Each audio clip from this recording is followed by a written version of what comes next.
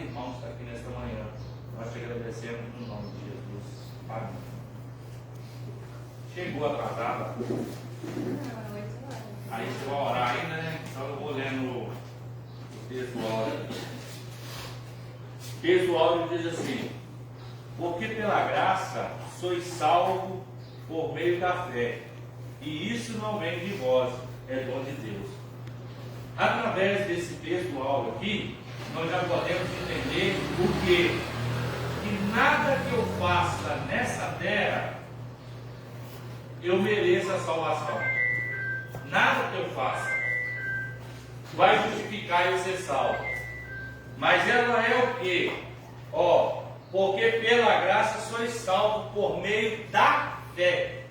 Mas eu tenho que ter fé que Jesus, que Deus enviou o seu Filho amado Jesus para que morresse no nosso lugar, E vai muito mais além do que isso. Paulo dizendo aos Efésios, vai dizer: e isso não vem de vós, é dom de Deus. Ser salvo, irmão, é dom de Deus. E eu costumo dizer aqui que a igreja já sabe disso de cor salteado, que a palavra graça significa o quê? Favor imerecido. Ou seja, nós não merecemos, mas pela graça de Deus, pela vontade de Deus, pela misericórdia de Deus, é que nós somos salvos. Amém? Volto para quem é de direito, irmão de Bíblia. Quem não tiver Bíblia, eu estou com duas aqui para emprestar um dos irmãos.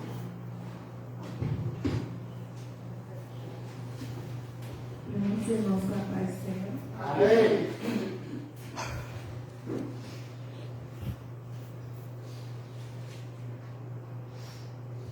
Hoje o estudo é a lição de número 3.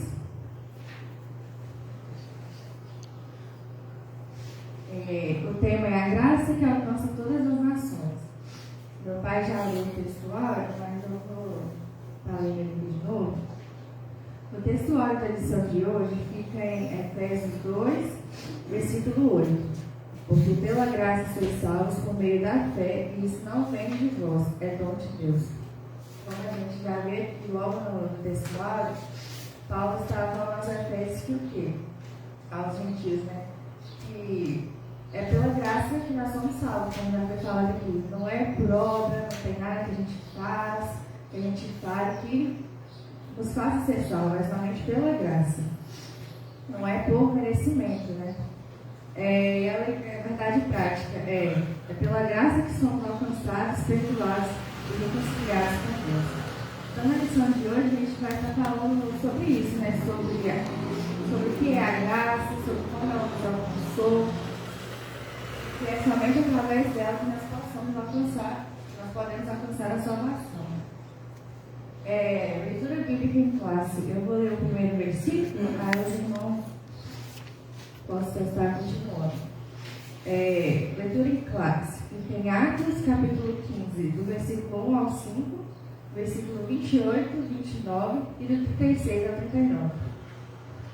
Então, alguns que tinham descido da Judeia ensinavam assim os irmãos: se vós não circuncidardes conforme o uso de Moisés, não podeis salvar-vos.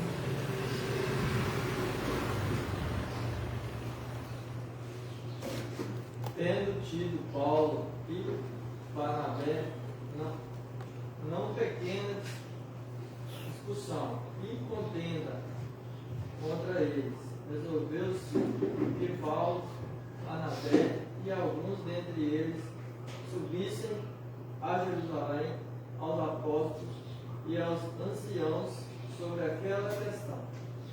E eles, sendo acompanhados pela igreja, passaram pela Fenícia e por Samaria, contando a conversão dos gentios e davam grande alegria a todos os irmãos. Quando chegaram a Jerusalém, foram recebidos pela igreja e pelos apóstolos e anciãos, e lhes anunciaram quão grandes coisas Deus tinha feito com eles.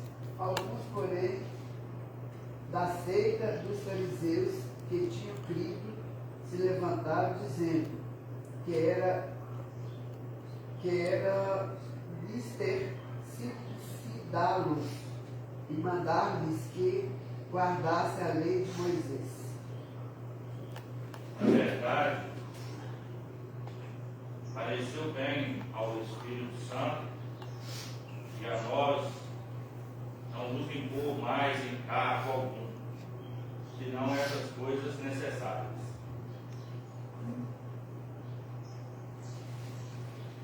E vos abstenais das coisas sacrificadas aos ídolos, e do sangue e da carne sufocada, e da fornicação. Destas coisas fareis bem se vos guardares, bem os vale. Alguns dias depois, disse Paulo a Barnabé: tornemos a visitar nossos irmãos por todas as cidades em que já anunciamos a palavra do Senhor, para ver como estão.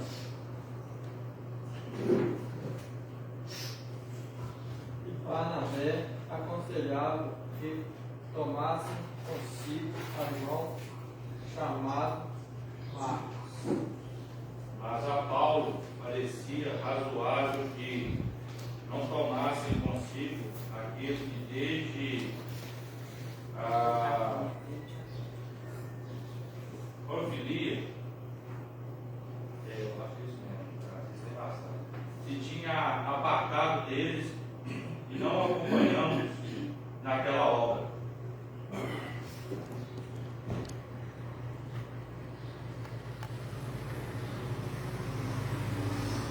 E tal contendas houve entre eles, que se apartaram um do outro. Barnabé, levando consigo a Marcos, navegou para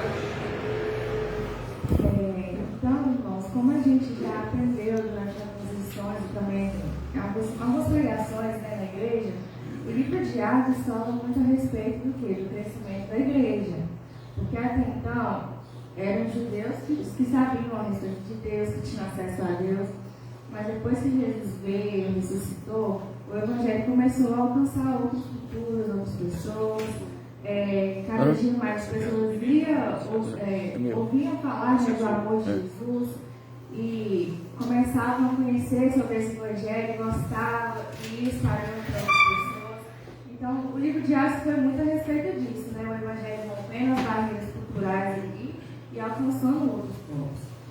Só que, conforme foi crescendo ali, se espalhando o Evangelho, começou a levantar algumas questões também. Porque aqueles cristãos ali que tinham origem judaica, eles começaram a querer impor sobre os gentios ali os costumes da lei, a circuncisão. Eles começaram a falar com aquele povo que se eles não se circuncidassem, se eles não seguissem a lei ali, eles não poderiam ser salvos.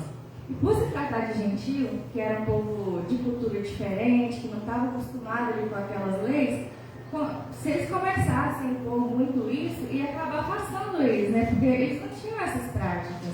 Eles não sabiam quais eram as leis, o que era a circuncisão.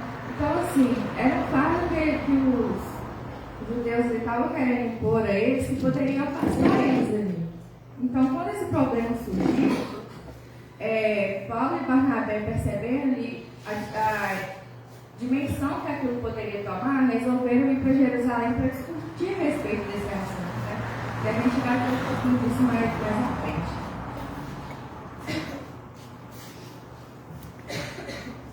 Introdução. A expansão do Evangelho entre os gentios trouxe grande alegria à igreja, mas também revelou um dos primeiros desafios doutrinários do cristianismo. Com o retorno de Paulo e Barnabé à Antioquia da Síria, após a evangelização da Ásia Menor, surgiu uma controvérsia que ameaçava a unidade da fé. A salvação estaria condicionada à observância da lei de Moisés? Cristãos oriundos do farisaísmo passaram a exigir a circuncisão dos gentios convertidos, provocando um debate decisivo sobre a natureza da graça.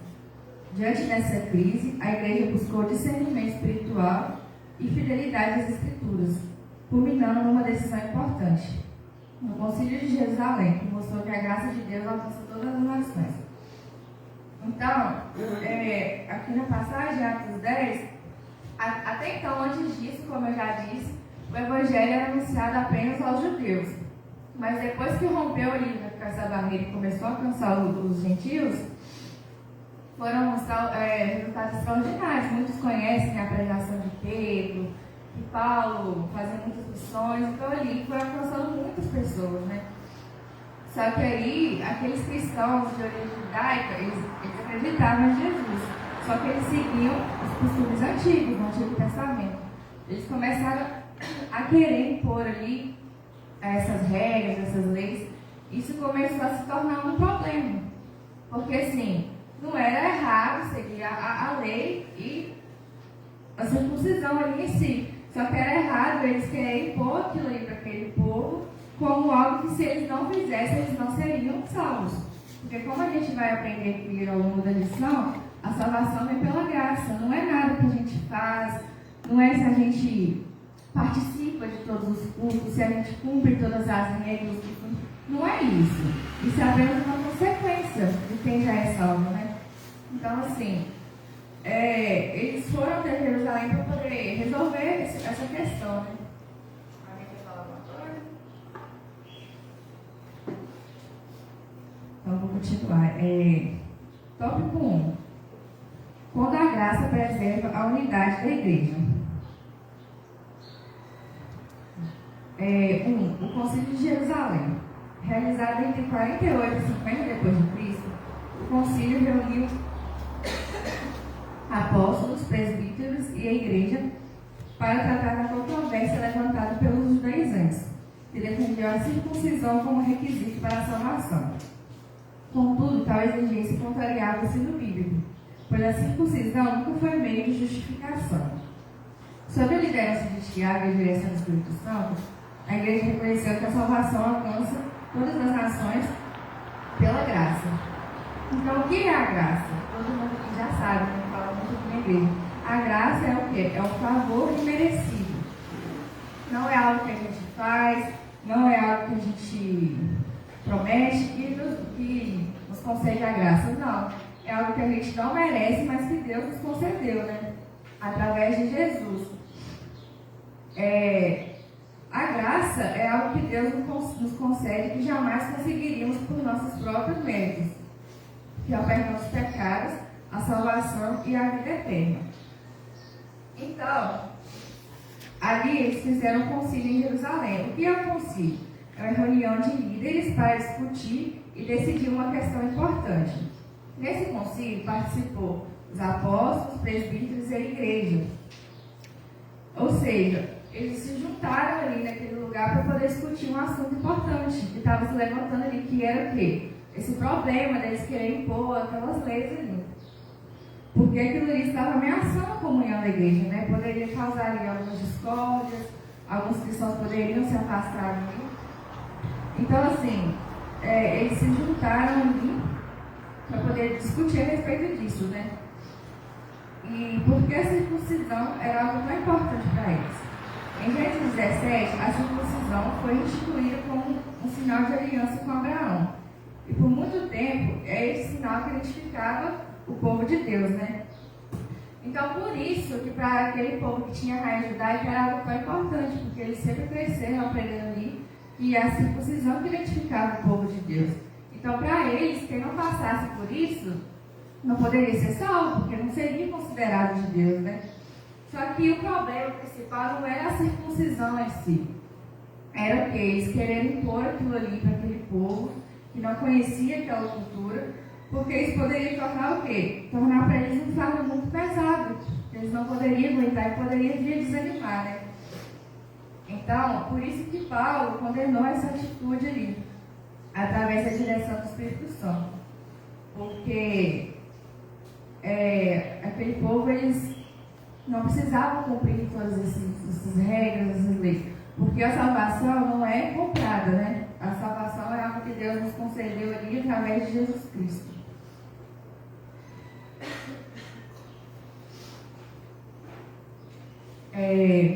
Ponto 2.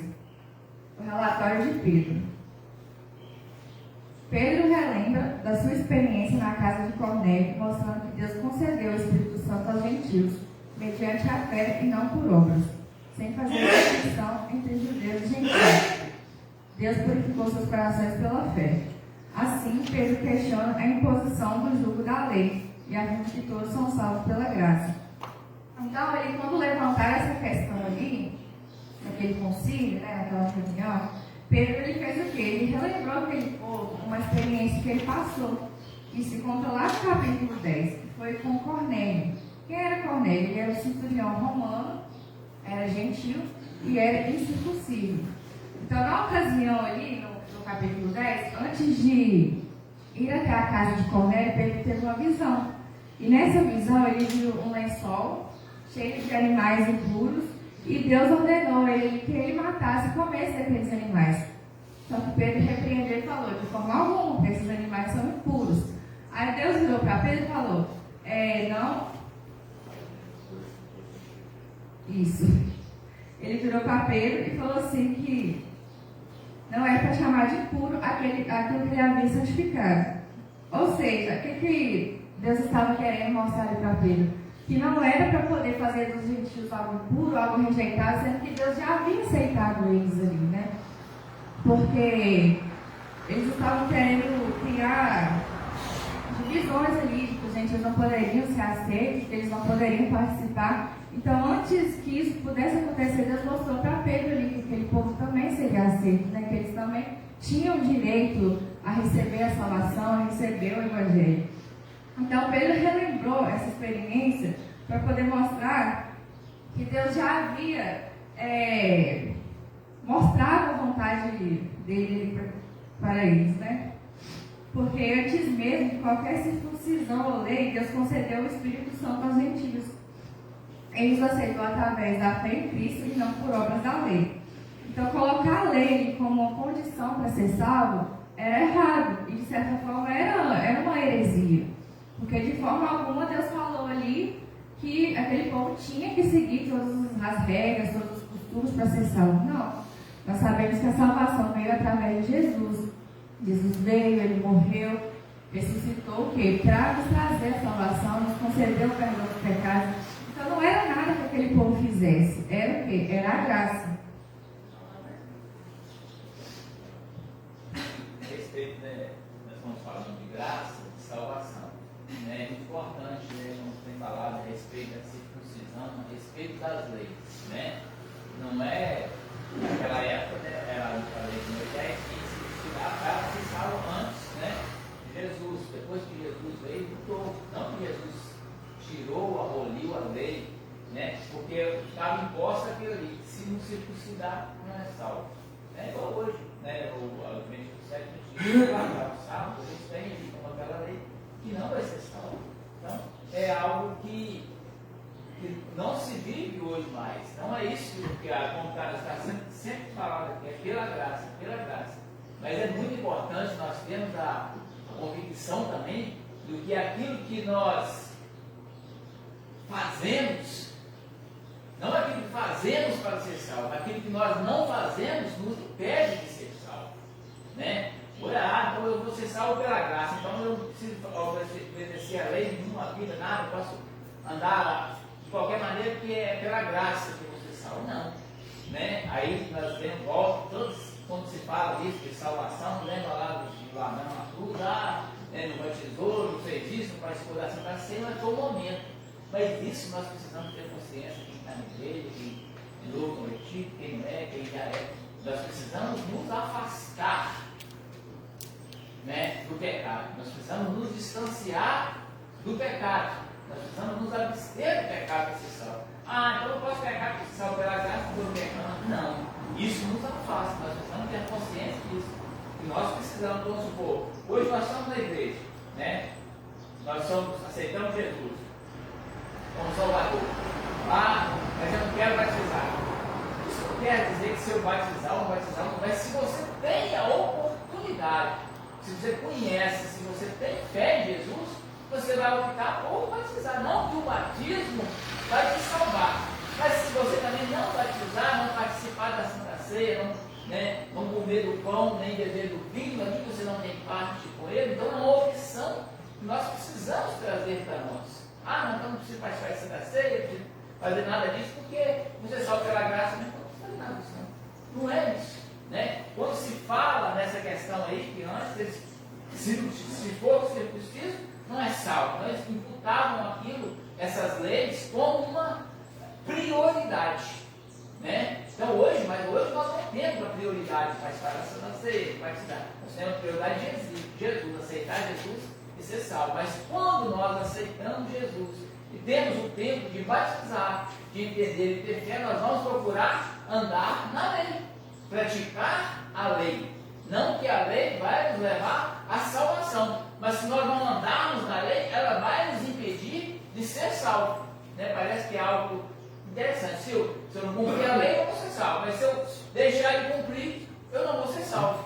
Então, se eu cumprir a lei, não quer dizer que eu vou ser salvo. Né? Se eu andar direitinho, for bonzinho, vender tudo, dar para os pobres, eu vou ser salvo? Não. Mas se eu também não fizer a obra, a fé sem obra é morta. Então também é algo que é uma coisa que está sempre conosco. Nós precisamos sempre não priorizar as obras, mas nós precisamos sempre estar andando na lei, cumprindo a lei que nos é posta, que é a Bíblia Sagrada. Então é muito importante nós, porque muitas pessoas não sei o que, o marido não, porque sou salvo pela graça mesmo, é Deus que vai me salvar lá e pronto, aí que tem certa pessoa que uma vez salvo para sempre. Não é.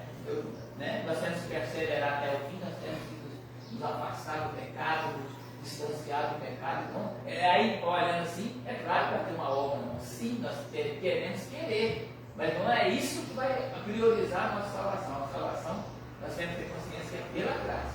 Mas se nós deixarmos de fazer, andar na lei do Senhor, cumprir os mandamentos do Senhor, pode nos impedir de ir ser salvos também.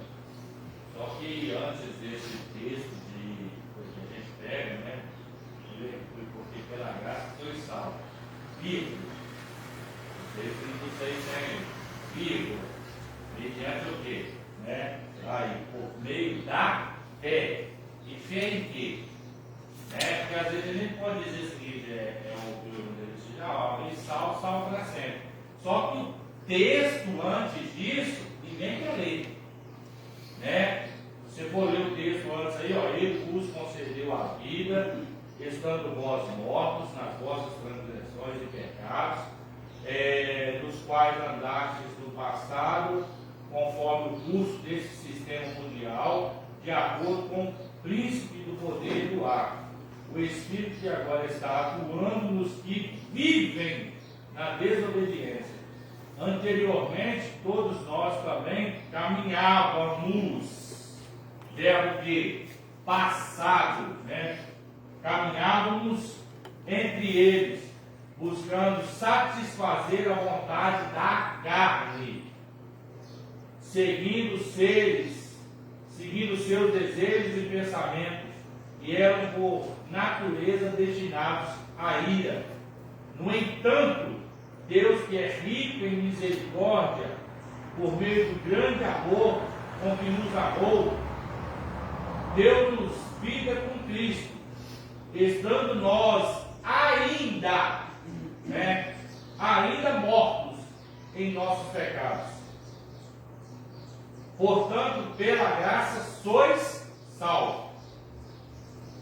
Deus nos ressuscitou com Cristo e com Ele nos entronizou nos lugares celestiais em Cristo Jesus, para revelar nas eras vindouras a suprema riqueza da graça, por intermédio da sua bondade, para conosco em Cristo Jesus.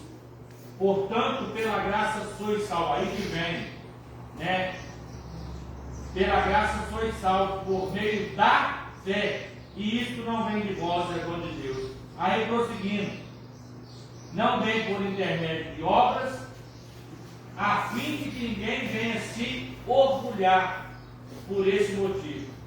Pois somos criação de Deus, realizados em Cristo Jesus para vivermos em boas obras, as quais Deus preparou no passado para que nós as praticássemos hoje. Então, às vezes, a gente pega um versículo e coloca lá, uma vez salvo, salvo para sempre, né? Sou salvo pela graça, então não preciso fazer mais nada. Mas está dizendo aqui, mediante as boas obras, mediante a mudança de vida, mediante a mudança de rotina, mediante a ter fé em Jesus e a sua cruz, o seu poder de nos libertar. Porque é muito simples eu falar o seguinte: eu vou cometer esse pecado, mas e Jesus cometeria? Eu vou fazer isso, e Jesus faria?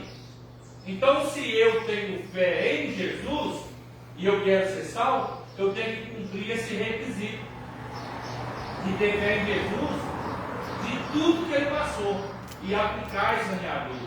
Não é simplesmente falar o seguinte: agora que eu aceitei Jesus, eu já estou salvo, pronto, acabou. Agora eu posso voltar a beber, posso prostituir, posso adulterar. E eu creio que pode mesmo, irmão. Né? O crente que quiser fazer isso, ele pode beber, pode adulterar, pode usar droga, não tem problema nenhum. Eu não vejo problema nenhum. Ele só não pode entrar no céu, né? Porque tem que ter uma mudança, tem que ter uma mudança de vida, tem que abandonar o pecado, porque é fé. Essa fé aqui é uma fé extraordinária, não é aquela fé que a gente nasce com ela de crer, não. É uma fé o seguinte: não, eu creio que Deus enviou o seu filho unigênito para morrer por mim, então eu tenho que ter uma mudança de vida. Eu não posso viver as mesmas práticas lá fora. Lá eu matava, lá eu roubava, lá eu adulterava. Então agora eu tenho que ter uma mudança de vida, eu tenho que mudar. Então, nessa mesma visão que você falou aí a respeito de Pedro, quando Deus olha para Pedro e fala o seguinte: não torneis impuro aquilo que eu santifiquei, né? E nós éramos assim. Quem olhava para nós lá fora, nós éramos impuros, vivíamos uma vida de pecado, prostituição, adultério, traição, esse monte de coisa de bagunçado. Aí quem olhava para nós, olhava com o quê? Com desprezo, né? Tem igrejas hoje aí poderosas que olhavam para você no passado, não dava nada por você, e hoje você sobressaiu. Por quê? Deus fala o quê? Eu escolhi, eu vou santificar. Aí às vezes nós que estamos aqui também queremos ser muito santos. Olha para a prostituta, para o adúltero, para aqueles que estão lá fora com um olhar de soberbo. Só que Deus pode mudar a história deles como mudou a nossa. E é isso que nós precisamos trazer para a atualidade. Quem era Cornélio? Não era isso para ninguém. E se fosse olhar no olhar de Pedro e falar: eu não vou nada, né? Só que Deus dá uma demonstração para ele, que mostra ali um lençol cheio de comidas impuras. É aquilo que a lei dizia que não podia comer. Aí Pedro fala: não tocar nisso não. Aí Deus fala para ele: não comeis impuro. Então nós precisamos pegar essa lição e adaptar para nós. O que nós achamos de impuro? Pecado para nós é adultério, prostituição. Não é quem comete o pecado. Quem comete o pecado, ele é passivo de perdão, de misericórdia de Deus, de reconciliação com Deus. Deus abomina o pecado. Deus não gosta do pecado. Deus não gosta do adultério, da prostituição, da fornicação, da traição, de tudo que é pecado. Mas Deus ama imensamente o pecador. E Deus pode sim resgatar ele lá no momento que ele fala o seguinte: eu quero essa mudança na minha vida. Olha para nós queridos aqui, todos nós éramos pecadores, somos ainda, né? Mas pela misericórdia de Deus é justamente isso aí, é que somos salvos. Então, irmãos, Deus ele não faz acepção de pessoas, né? Para ele aceita todos aqueles que querem, né? Aqueles que querem se arrepender verdadeiramente dos pecados, que querem servir a ele aceita. Basta a pessoa querer, né? Ele não faz acepção se a pessoa é rico, se é pobre, se é preto, branco, se é judeu, se é gentil. Ele não faz essa acepção. O importante é o quê? É um coração arrependido, um coração que deseja mudança, né? E Pedro, ele quis mostrar isso para aquele povo. Ali naquele concílio, usando o exemplo, né, a experiência dele que ele teve com Cornélio. Que Deus, ele já havia aceito os gentios. Deus não estava ali fazendo aquela divisão. Ele já havia aceitado aquele povo que, de certa forma, abraçou o Evangelho, né? Porque a gente vê na história que os judeus, eles rejeitaram Jesus.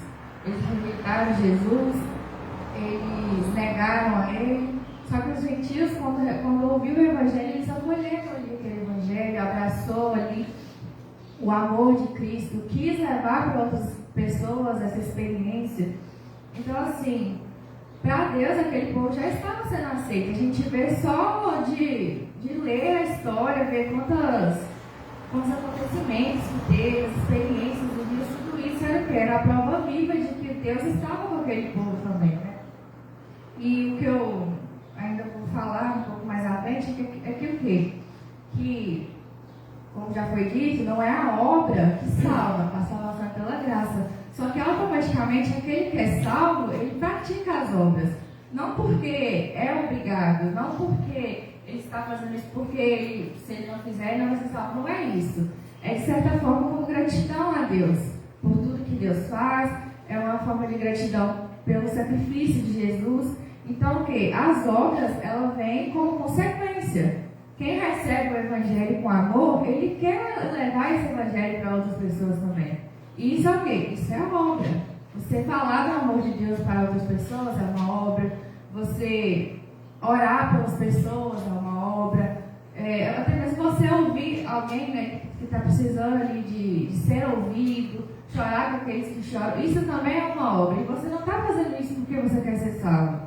Não é isso. Isso foi uma consequência, porque um dia você estava lá no mundo perdido, você também não tinha esperança, mas alguém chegou para você, apresentou o amor de Jesus para você, e você conheceu ali, você se sentiu abraçado, se sentiu amado, e você quer que outras pessoas possam viver essa experiência também. Então a obra, ela acompanha aquele que é salvo. E hoje em dia, a gente fala muito de Deus naquela época, mas hoje em dia muitas vezes a gente não existe também. A gente quer impor regras para as pessoas, costumes. Às vezes a pessoa acabou de chegar, ela estava lá no mundo, perdida, vivia bagunça, ela acabou de pisar na igreja, aí por muitas vezes quer impor regra, quer acusar a pessoa que ela não pode fazer isso, não pode fazer aquilo.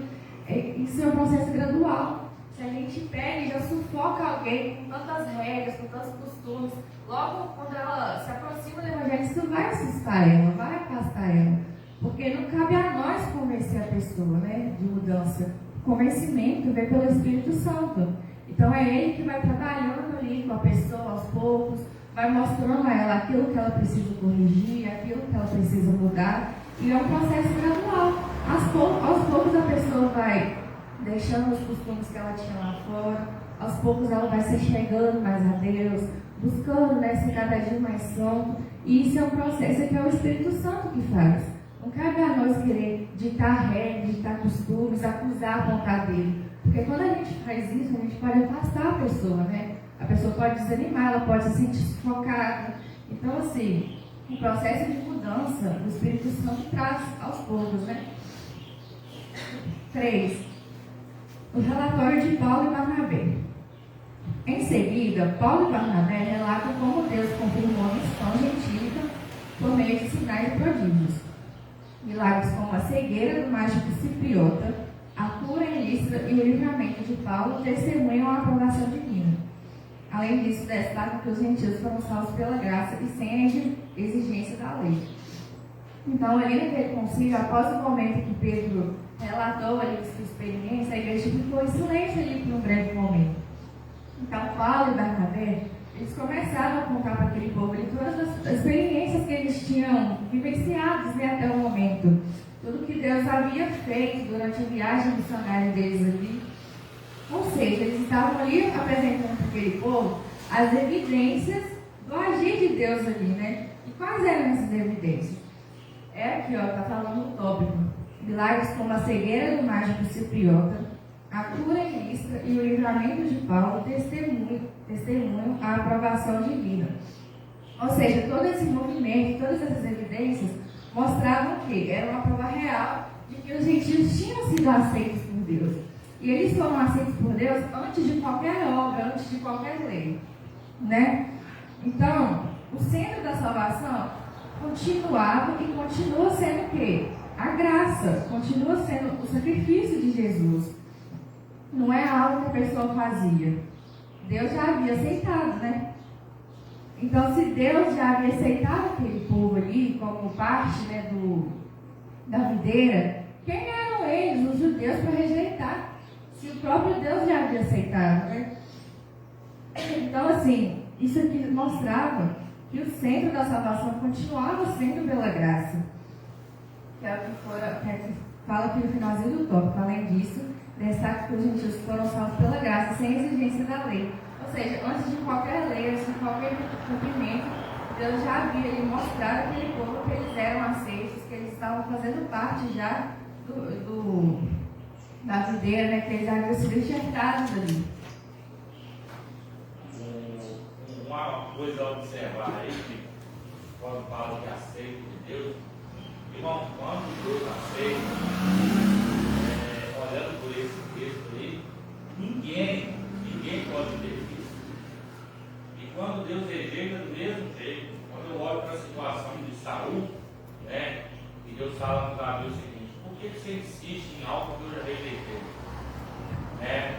Deus manda buscar outro lá, manda buscar a filha do pessoal lá, dos seus irmãos, e aqui Deus está falando para eles o seguinte: não, eu já aceitei os gentios, por quê? Eu vim para os seus, para os meus, e os meus não quiseram. Eu vim para os judeus, eles não quiseram. Então, os gentios aceitaram de braço aberto. E quando eu pego esses dois textos, eu olho lá que Saúl tinha tudo na mão, mas não queria fazer a obra. Deus rejeita. Aqui pega os judeus, né? Os gentios, os judeus não quiseram fazer. Os gentios lá vão e aceitam fazer. Então Deus olha você vê, parece que não tem nada a ver com obra, né?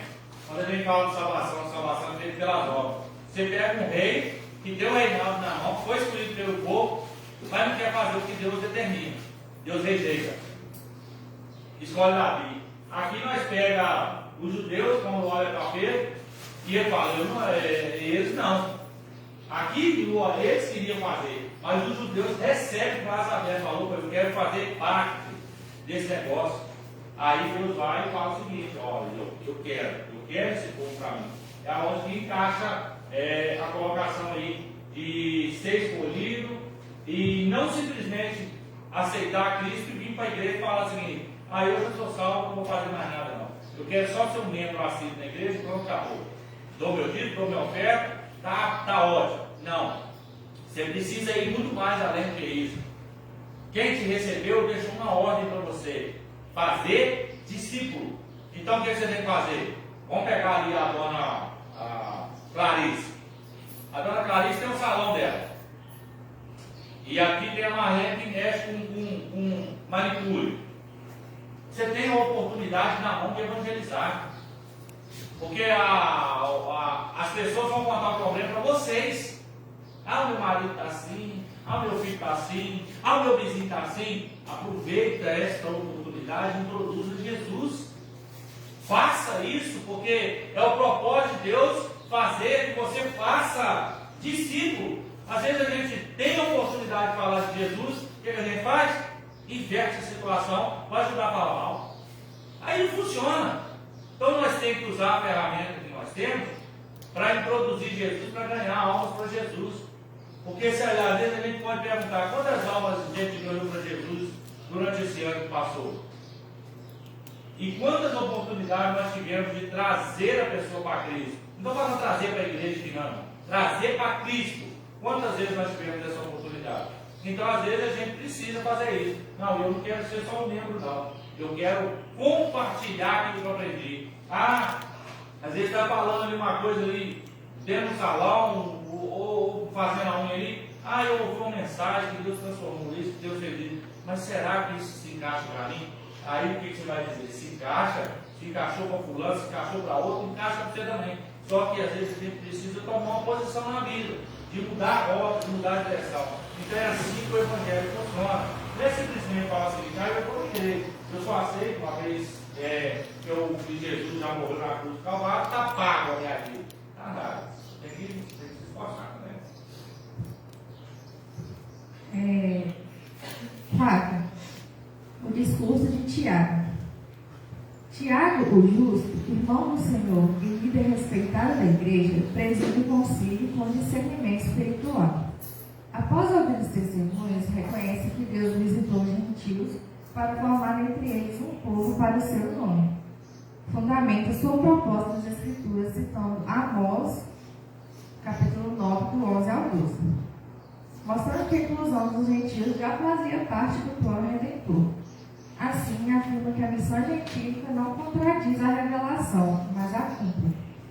O concílio decide não impor a lei mosaica aos gentios, recomendando apenas a abstinência de práticas que comprometeriam a comunhão, a idolatria, imoralidade sexual, carne sufocada e sangue.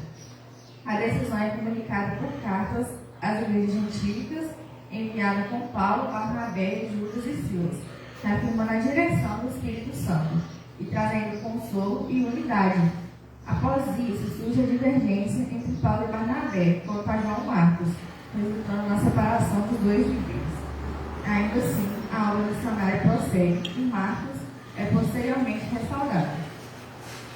A decisão do concílio revelou que a graça que preserva a unidade da igreja é a mesma que Deus oferece como dom de salvação a todos sem distinção. Então, irmãos, após todos aqueles relatos ali de experiências, do agir, né, do crescimento da igreja, Tiago tomou a palavra. Quem era Tiago? Ele era um importante líder da igreja de Jerusalém, ou seja, ele era muito respeitado, né, por aqueles cristãos judeus ali. Então, ao ouvir as histórias da experiência de Pedro, de Paulo e Barnabé, Tiago tomou uma decisão ali. Só que ele não tomou a decisão baseando apenas nas experiências naqueles relatos. Ele tomou a decisão baseando também nas escrituras. Aqui no tópico aqui até fala que ele usou o livro, a passagem de Amós, capítulo 9. Eu vou até ler aqui para os irmãos, que eu achei bem interessante. Porque Amós foi um livro ali, né, do Antigo Testamento. Então ele usou aquilo ali também como uma referência. Amós 9, versículo 11. Naquele dia, levantarei o tabernáculo caído de Davi, repararei as suas brechas e, levantando-os as suas ruínas, restaurá-lo-ei, como foram nos dias da antiguidade, para que possuam o restante de Edom e todas as nações que são chamadas pelo meu nome, diz o Senhor que faz essas coisas. Ou seja, ele tomou a decisão ali naquele concílio, não usando apenas os relatos ali, mas também a própria palavra de Deus, né? Aquilo que Deus havia falado ali em Amós. Que o quê? Que todas as nações seriam alcançadas. Ou seja, desde o Antigo Testamento já estava previsto que o quê? Que os gentios também fariam parte da história, fariam parte do Evangelho, né? Então, assim, não basta, usando esse tópico aqui, não basta o quê? Quando a gente vai resolver alguma coisa na igreja, ou até mesmo na nossa vida pessoal, a gente não tem que levar em conta somente aquilo que o outro fala. Porque hoje em dia tem muito falso profeta na igreja, tem muita gente que usa o nome de Deus para falar heresias, para falar que Deus mandou dizer algo sendo que Deus não disse. E Tiago, ele não levou em conta só o que Pedro falou, né? Só o que Paulo falou. Ele baseou-se na Escritura. Da mesma forma é a gente. A gente tem que tomar as decisões, tanto na igreja quanto na vida pessoal, levando em conta o quê? A palavra de Deus. Porque hoje em dia, muitos profetas, como eu já disse, usam o nome de Deus em vão, falam que Deus mandou dizer algo, só que muitas vezes eles estão usando o nome de Deus aí para falar heresia. Então a gente sempre tem que estar ali com a palavra, com a Escritura na mão para conferir se aquilo procede de Deus, se aquilo vem de Deus. Por quê? A gente não pode ser guiado somente por aquilo que as pessoas falam. A gente tem que ser guiado o quê? Pela palavra de Deus, pela Escritura. Ele deixou ela como nosso manual, para a gente ter ela para guiar a nossa vida, né? Então eu achei bem interessante o fato de Tiago não ter só usado ali o que eles falaram, mas ter usado a palavra também como um argumento ali para poder tomar a decisão. E desde o Antigo Testamento, como ele usou ali, Deus já tinha o desejo de alcançar todas as nações, né? Os gentios já estavam no plano da salvação, porque Deus, ele sabe todas as coisas. Ele sabia que Deus viria, que os judeus, né, rejeitariam a Jesus. Ele sabia também que o Evangelho iria alcançar outras nações. Então, depois disso, Tiago, ele propôs uma decisão ali naquele concílio, que era o quê? para não impor o peso daquelas leis da circuncisão aos gentios, mas que ele recomendou em práticas, algumas práticas que foi citado aqui, né? Que é o quê? Abstinência de práticas que comprometeriam a comunhão, idolatria, imoralidade sexual, carne sufocada e sangue. Então essas quatro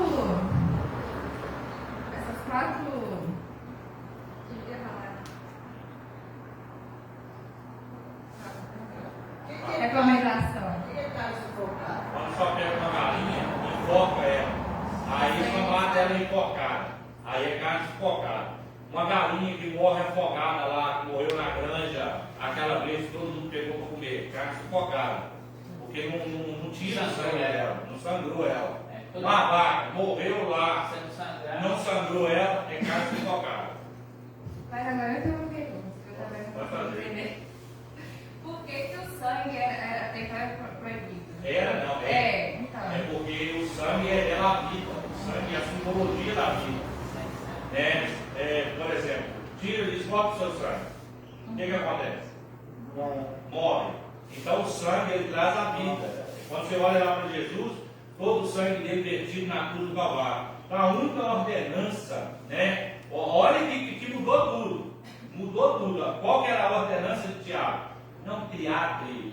Mas uma coisa tem que se cumprir na igreja: idolatria jamais, imoralidade sexual, carne sufocada e sangue.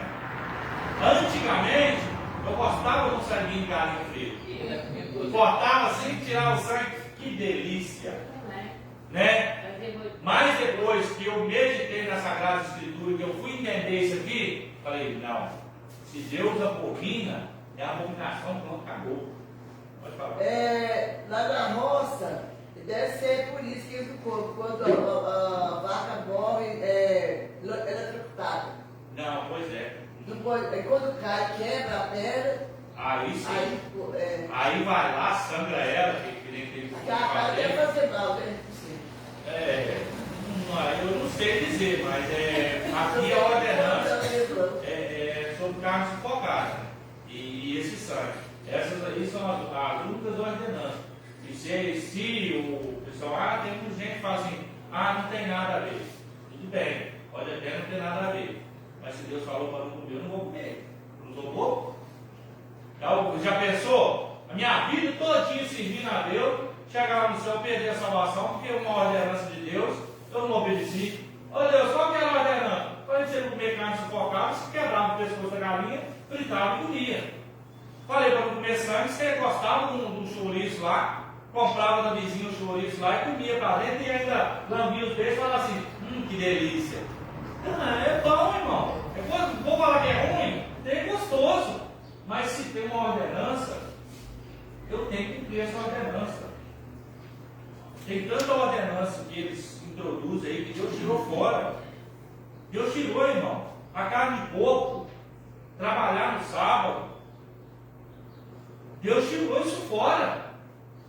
E eu posso provar isso, que Jesus viu para ele e falou assim, então quer dizer que se um bicho seu cai no buraco porque é sábado, você não vai tirar ele, não. Olha que paulada que Deus dá. Não, mas aí é Deus, né? É para mim pode. Ué, qual que é a diferença?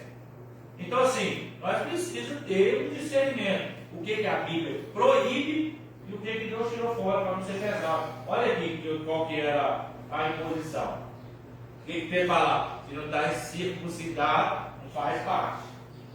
Aí o Tiago chega e fala o seguinte, vamos mudar essa história aí, baseado em Amós, baseado pelo discernimento do Espírito Santo. Está claro aqui, irmão. Vamos ler aqui, só para os irmãos verem.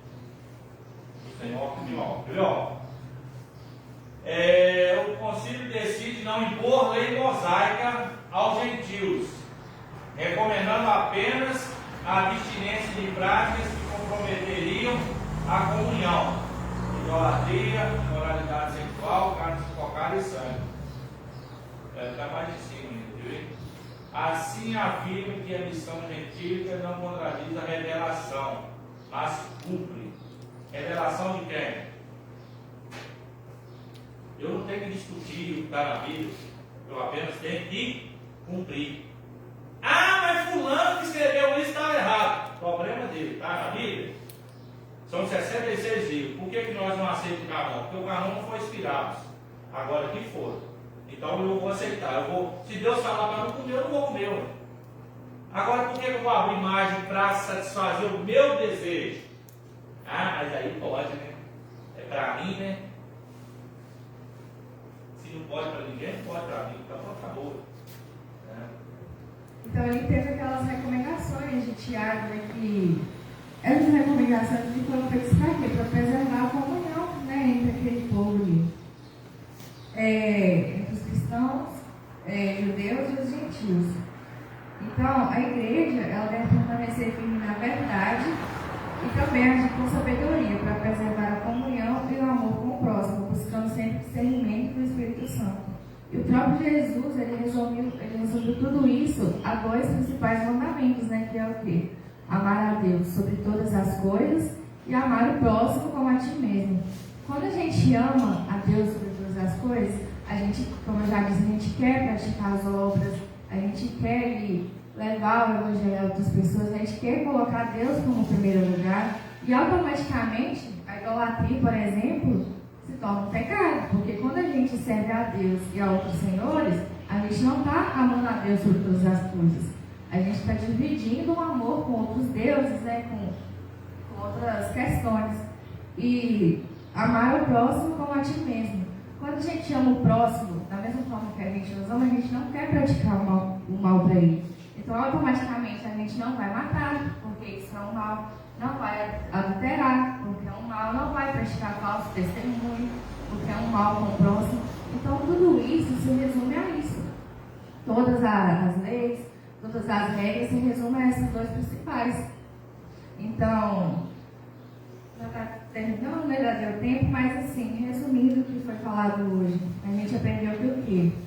Que não tem nada que a gente faça nessa vida que vai nos dar a salvação. A gente pode correr contra o tempo, a gente pode falar do amor de Deus para todo mundo, a gente pode pregar, cantar, orar por 3 horas, jejuar todos os dias, que a gente não tiver mudança verdadeira no nosso coração, não adianta nada. E nada disso compra a nossa salvação. É tudo o quê? É a graça, é algo que Deus nos concedeu sem a gente merecer. Então não tem nada que a gente faça que vai nos tornar merecedores, né? Deus nos concedeu isso através do seu infinito amor, através de Jesus Cristo, e a gente tem que aceitar isso. E automaticamente isso não é desculpa para quê? Para pecar.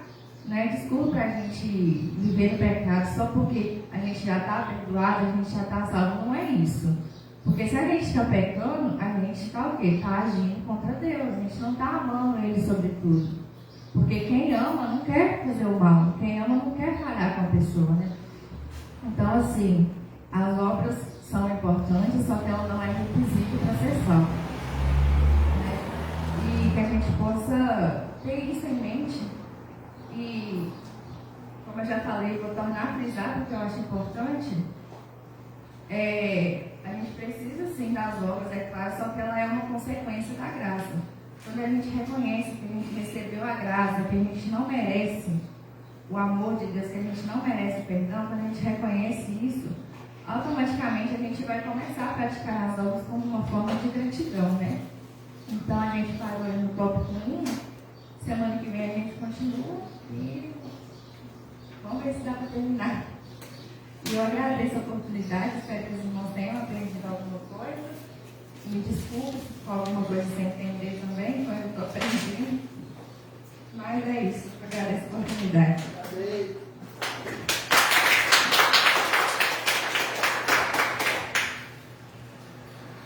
Ao longo do tempo a gente vai vendo muitas mensagens, né? Quando uma mulher ou um homem tem que fazer uma escolha entre 2 pessoas para um relacionamento, a gente vê a pessoa, quem é sensato, dizer o seguinte: não escolhe ele, porque se eu sou a segunda opção da escolha, é melhor que você escolha ele. Para Deus não é diferente. A Bíblia diz que Deus não divide a glória dele com ninguém. E eu estava analisando ali, enquanto estava ministrando o estudo, a respeito disso, de idolatria, né? Que o texto aqui falou a respeito disso, né? E Tiago fala o seguinte: olha, tem algumas coisas que não podem acontecer na igreja: idolatria, imoralidade sexual, carne sufocada e sangue. E eu entendo e vou falar com clareza. Eu já vi muita gente dizer, e eu vou frisar aqui, pode descer a paulada, quem quiser descer a paulada, não estou preocupado com isso. Eu já vi muita gente dizer que vai ter muito católico que vai ser salvo e muito crente que não vai ser salvo. Eu duvido. Eu duvido o católico ser salvo. Estou falando sério, eu duvido. Mediante a Sagrada Escritura, Deus não divide a glória dele com ninguém. Sabe quando um católico vai ser salvo? Se ele se converter e reconhecer Jesus como o único suficiente Salvador da vida dele. Pode falar. A palavra diz único. Único. Não pode ter outro. Não pode ter dois. Ele não vai dividir a glória dele com ninguém. Então, assim, eu estou dizendo com clareza. Claro que, do mesmo jeito que eu estou dizendo que vai ser impossível um católico ser salvo, eu vou dizer que crente para o inferno vai de montão. Isso aí vai. Isso aí eu não estou contra, não. Porque tem crente dentro da igreja que quer servir a dois senhores, quer viver isso aqui que o Tiago está dizendo, idolatria, quer comer carne sufocada, quer beber um vinho, quer dançar, quer prostituir. Tem transformação nenhuma, tem que ir na igreja, vai transformar. Então assim, a gente precisa olhar para esse ponto.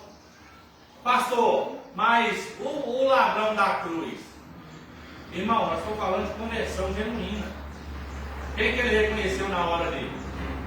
Jesus como o único suficiente salvador da vida dele.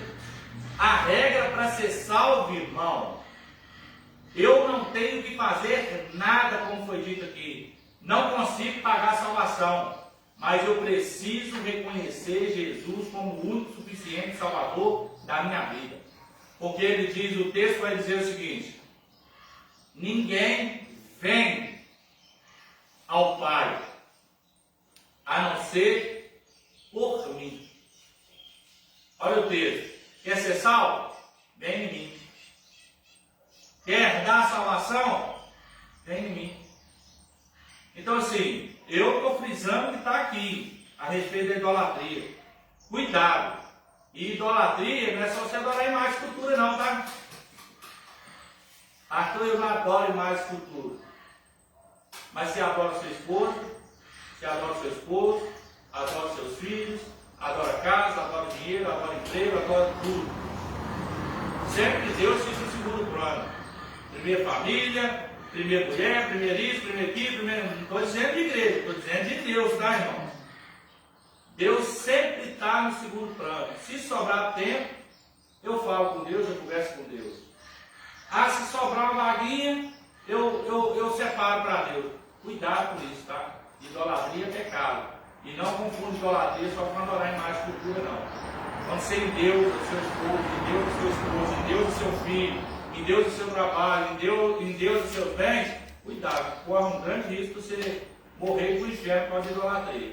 Pode falar. Há muita idolatria, eu acho uma idolatria muito grande, é as pessoas idolatrar os artistas. Nossa, aquele artista faz. Eu tenho uma prima, ela começou a idolatrar aqueles coreanos, aquela mulher, ela vive com o celular na mão, querendo saber de tudo da vida dos caras, idolatrando. Então assim, é o perigo isso aí, tá, irmão? Eu estou falando para os irmãos aqui, porque por isso que a Bíblia diz que muitos são chamados, poucos são escolhidos. Lá no céu nós vamos ter muita surpresa. Um crente que era nascido na igreja, dizimista, ofertante, mas que deixou a desejar muito na idolatria, né? Então, só esse ponto aí para os irmãos verem. Vou fazer uma pergunta, né, que é baseado já, que já passou dentro desse estudo, a pergunta de número 1, para ver se os irmãos estão atentos mesmo. Qual foi a principal controvérsia doutrinária tratada no Concílio de Jerusalém?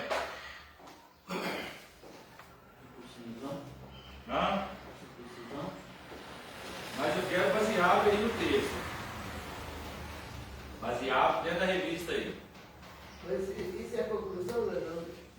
Não. Isso é só a pergunta mesmo, que nós já passou, como passou já essa parte da pergunta, fazer ela para ver se os irmãos estão atentos mesmo. Essa é da lição 2? Lição 3. Essa pergunta é da lição 3? Isso.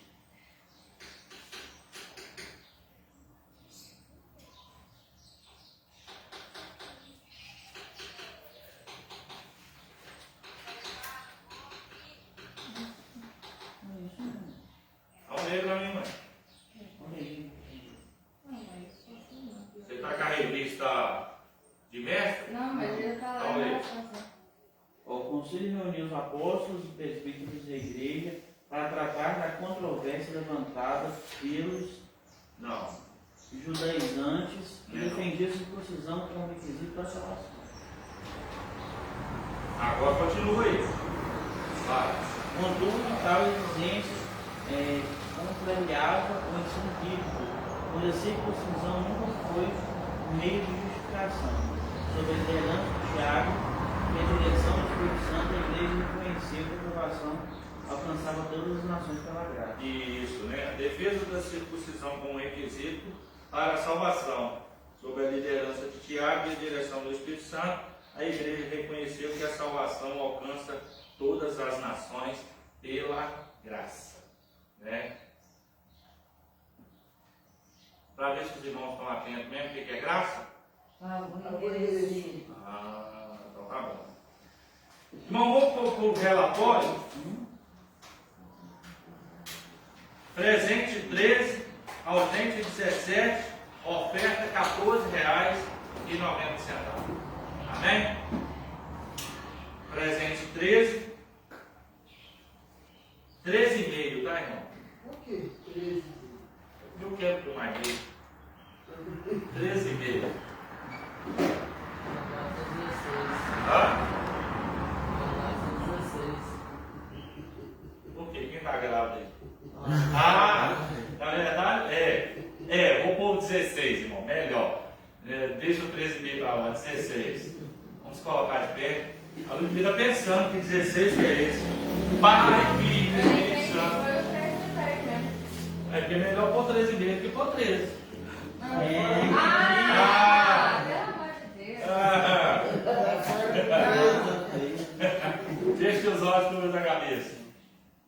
Pai querido, Jesus amado, nesta manhã nós somos gratos ao Senhor, porque o Senhor nos ensinou nesta manhã que o Senhor não faz acepção de pessoas, que nós não temos mérito nenhum na nossa salvação, mas que existem alguns requisitos básicos que precisa ser pregado e vivenciado dentro da igreja, como amar a Deus sobre todas as coisas e amar o próximo como a si mesmo, como viver longe da idolatria, como viver longe da imoralidade sexual, como, papai querido, não comer carne sufocada e nem tampouco beber do sangue. E esse ensinamento, a Deus, possa entrar nos nossos corações para que possamos ser salvos, homens de Deus e mulheres de Deus verdadeiros. Porque aquilo que nós não conseguimos ver, o Senhor vê, porque a tua palavra diz que os olhos do Senhor são como chamas de fogo. Que o Senhor venha atuar nos nossos corações, trazendo paz, trazendo de novo, e que possamos dia após dia, Deus, sermos cada vez melhor, pregando a tua palavra e anunciando o teu evangelho para todas as nações. Nós te agradecemos nesta manhã pela oportunidade que o Senhor nos deu de estarmos mais uma vez na casa do Senhor. Em nome de Jesus, nós te agradecemos. Amém. O amor de Deus Pai, a graça salvadora do Senhor Jesus Cristo, as doces consolações do Espírito Santo, sejam com todos, não só hoje, mas para todos sempre. A igreja comprada com o sangue do Senhor Jesus, diga amém. Vamos terminar.